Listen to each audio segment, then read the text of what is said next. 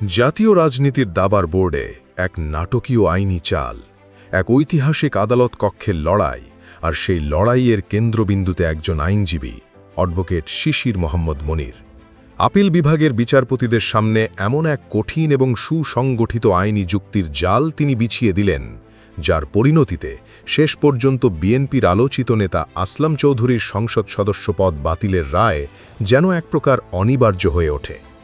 দেশের সর্বোচ্চ আদালতে এই রুদ্ধশ্বাস আইনি যুদ্ধের পর রাজনৈতিক অঙ্গনে এখন একটাই প্রশ্ন: জনগণের ভোটে নির্বাচিত হয়ে জনগণের অর্থ আত্মসাৎ, ঋণ খেলাপি কিংবা আইন লঙ্ঘনের অভিযোগে কেউ যদি অযোগ্য প্রমাণিত হন, তাহলে কি জনগণের সামনে নেতা সাজার সেই স্বপ্ন মুহূর্তেই ভেঙে যেতে বাধ্য?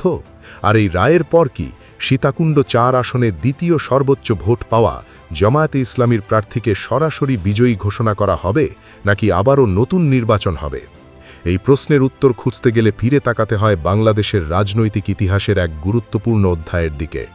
সময়টা ২০০৮ সালের নবম জাতীয় সংসদ নির্বাচন।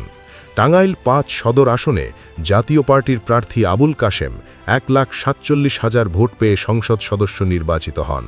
তার প্রধান প্রতিদ্বন্দ্বী ছিলেন বিএনপির প্রার্থী মেজর জেনারেল অবসরপ্রাপ্ত মাহমুদুল হাসান। তিনি পেয়েছিলেন ৭২,৮০৫ ভোট।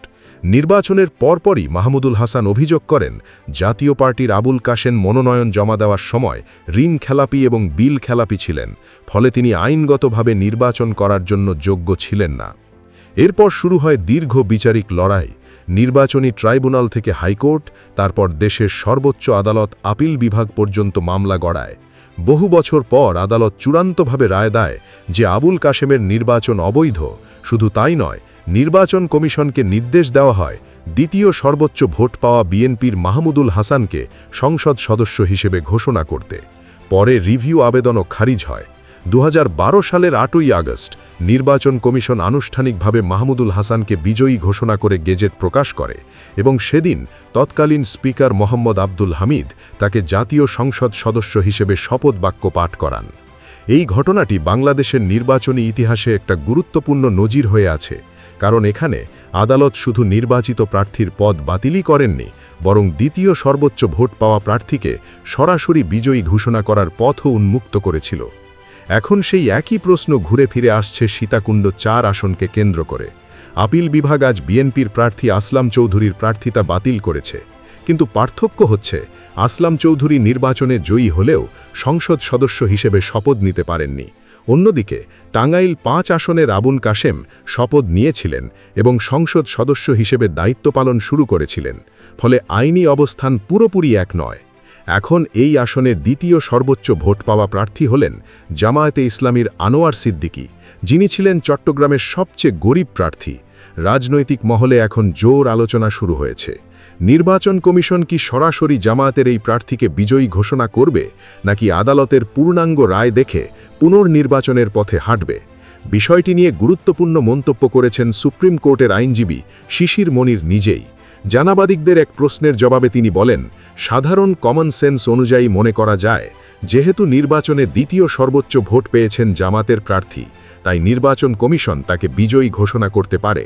তবে তিনি এটাও স্পষ্ট করেন যে আদালতের পূর্ণাঙ্গ লিখিত রায় হাতে পাওয়ার পরই নির্বাচন কমিশন বিদ্যমান আইন অনুযায়ী চূড়ান্ত সিদ্ধান্ত নিতে পারবে। আইন বিশেষজ্ঞদের মতে এখানে দুটি সম্ভাবনা রয়েছে। প্রথমত, আদালত যদি পূর্ববর্তী নজির অনুসরণ করে, তাহলে দ্বিতীয় সর্বোচ্চ ভোট পাওয়া আনোয়ার সিদ্দিকীকে বিজয়ী ঘোষণা করা হতে পারে। দ্বিতীয়ত, যদি আদালত মনে করে নির্বাচন প্রক্রিয়াটি প্রশ্নবিদ্ধ হয়েছে, তাহলে পুরো আসনে পুনরায় ভোট গ্রহণের নির্দেশ আসতে পারে। ঋণ খেলাপির কারণে শুধু আসলাম চৌধুরী নয়, চট্টগ্রামের আরও এক প্রার্থীর প্রার্থিতা বাতিল হওয়ার সম্ভাবনা রয়েছে। তিনি হলেন চট্টগ্রাম ২ আসনের সংসদ সদস্য সরোয়ার আলমগীর। হাইকোর্টের আদেশে তাকে নির্বাচনে অংশ নেওয়ার সুযোগ দেওয়া হলেও ঋণ খেলাপি সংক্রান্ত অভিযোগের কারণে তারও নির্বাচনী ফলাফলের গেজেট স্থগিত আছে। রাজনৈতিক বিশেষজ্ঞরা বলছেন, এই দুটি আসনেই পুনরায় নির্বাচন না হলে জামায়াতে ইসলামীর ২ জন প্রার্থীকে বিজয়ী ঘোষণা করা হতে পারে। ফলে ৬৮টি আসন থেকে জামায়াতের আসন গিয়ে দাঁড়াবে ৭০-এ। কিন্তু রাজনৈতিকভাবে এই রায়ের অভিঘাত আরও গভীর। বিএনপির জন্য এটি নিঃসন্দেহে বড় ধাক্কা, কারণ জাতীয় সংসদের সংখ্যাগত শক্তি শুধু নয়, জনমতের লড়াইও এই ধরনের আদালতের রায় একটা বড় বার্তা দেয়। অন্যদিকে জামায়াতে ইসলামীর জন্য এটি হতে পারে কৌশলগত বড় বিজয়, কারণ আদালতের এই রায়ের মাধ্যমে তারা দেখাতে চাইছে যে রাজনৈতিক লড়াইয়ের পাশাপাশি আইনি যুদ্ধক্ষেত্রেও তারা এখন অনেক বেশি সুসংগঠিত। সবচেয়ে বড় বিষয় হল, এই পুরো ঘটনায় বাংলাদেশের জনগণ আবারও দেখল, নির্বাচনে জয়ী হওয়াই শেষ কথা নয়। আইনের চোখে যদি কোনো প্রার্থী অযোগ্য প্রমাণিত হন, তাহলে জনগণের ভোটে জিতে এসেও মুহূর্তেই সব হারা হতে পারে। গণতন্ত্র শুধু ভোটের খেলা নয়, এটি জবাবদিহিতা এবং আইনের শাসনেরও পরীক্ষা। আজ দেশের কোটি মানুষের চোখ এখন নির্বাচন কমিশনের দিকে। আদালতের পূর্ণাঙ্গ রায় প্রকাশের পর কী সিদ্ধান্ত আসে, সেটাই হবে পরবর্তী বড় নাটক। জামায়াতের আনোয়ার সিদ্দিকী কি সংসদ সদস্য হিসেবে গেজেট পাবেন, নাকি সীতাকুণ্ড ৪ আসনে আবারও শুরু হবে নতুন নির্বাচনের উত্তাপ? একটি বিষয় নিশ্চিত, আপিল বিভাগের এই রায় শুধু একটি আসনের ভাগ্য বদলায়নি, বরং বাংলাদেশের নির্বাচনী রাজনীতিতে নতুন এক বার্তা ছুড়ে দিয়েছেন। ক্ষমতা, প্রভাব কিংবা রাজনৈতিক পরিচয় নয়, শেষ কথা বলবে শুধুই আইন। আর আদালত কক্ষের সেই কঠিন আইনি দাবার খেলায় অ্যাডভোকেট শিশির মনিরের এই চাল এখন দেশের রাজনৈতিক ইতিহাসে দীর্ঘদিন আলোচিত হতে যাচ্ছে। সব কিছুর ঊর্ধ্বে আরেকটি বিষয় আবারও প্রমাণিত হল, শিশির মনির এই মুহূর্তে বাংলাদেশের সেরা আইনজীবী। আর এই কারণেই তারেক রহমান আওয়ামী লীগ সরকারের সময় তার আইনজীবী হিসেবে শিশির মনিরকেই নিয়োগ করেছিলেন। যদিও বিএনপির অনেক সাপোর্টার শিশির মনিরকে দিনে 10 বার গালি দেন, কিন্তু বাস্তবতা এটাই। এই রায়ের ফলে শুধু সীতাকুণ্ড ৪ আসন নয়, পুরো দেশের নির্বাচন ব্যবস্থায় একটা স্পষ্ট বার্তা চলে গেছে যে কোনো প্রার্থী যদি আইনের চোখে অযোগ্য হন, তাহলে ভোটের ফলাফল যত বড়ই হোক না কেন তা টিকবে না। এতে করে জনগণের মধ্যে আইনের প্রতি আস্থা বাড়বে এবং রাজনৈতিক দলগুলোকে আরও সতর্ক হয়ে প্রার্থী নির্বাচন করতে হবে।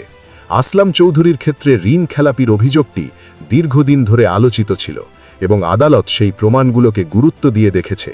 শিশির মোহাম্মদ মনিরের আইনি লড়াইয়ে তিনি শুধু একটি মামলা জিতেননি, বরং গণতান্ত্রিক প্রক্রিয়াকে শক্তিশালী করার একটি উদাহরণ স্থাপন করেছেন। এই ঘটনা থেকে অনেক কিছু শেখার আছে। রাজনীতিতে সততা এবং আইন মেনে চলার গুরুত্ব যেমন বোঝা যাচ্ছে, তেমনি আইনজীবীদের ভূমিকা অত্যন্ত গুরুত্বপূর্ণ হয়ে উঠছে।